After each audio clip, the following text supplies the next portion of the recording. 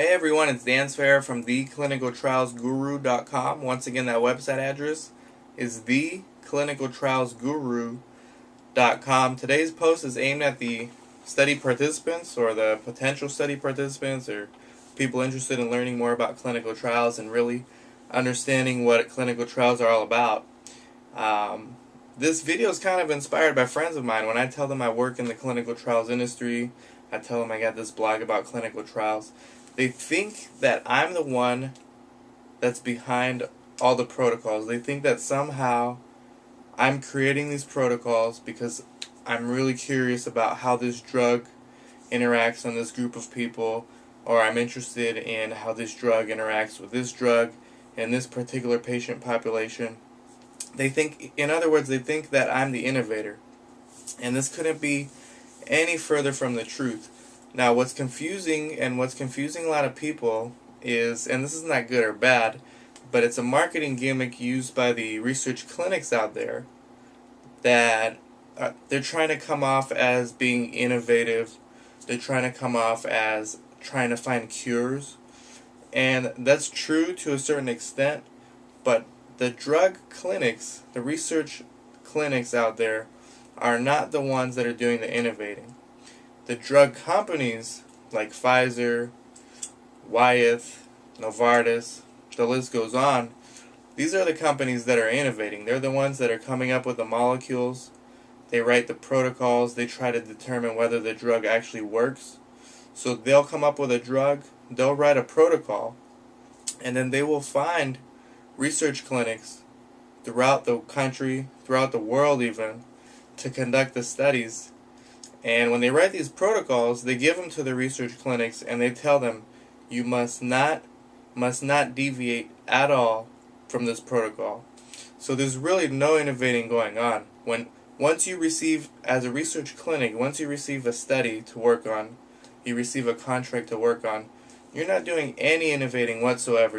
At that point, you're like a commodity. And because there's so many research clinics out there, if you don't do a good job, they're going to go to someone else. Or if you try to get innovative and piss them off, they're going to go to someone else and never come back to you again.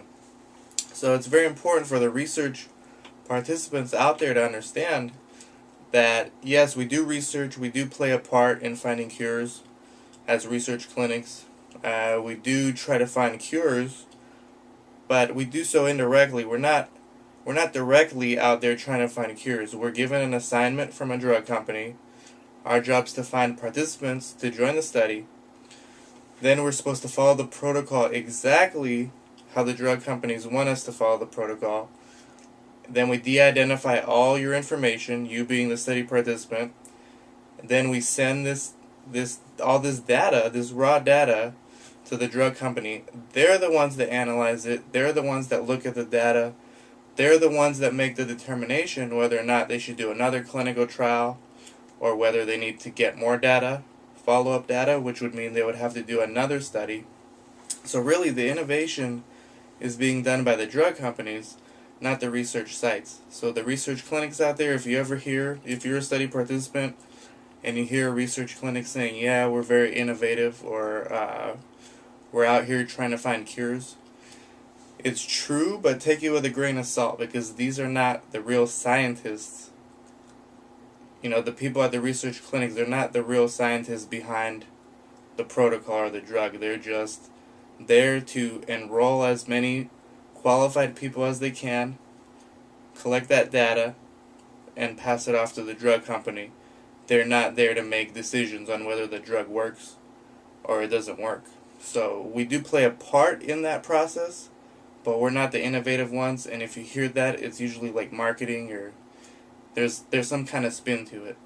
Hopefully this helps you. Let me know if it does. I've just gotten a lot of questions lately, and I decided it's a perfect opportunity to make a video post about this. It's theclinicaltrialsguru.com.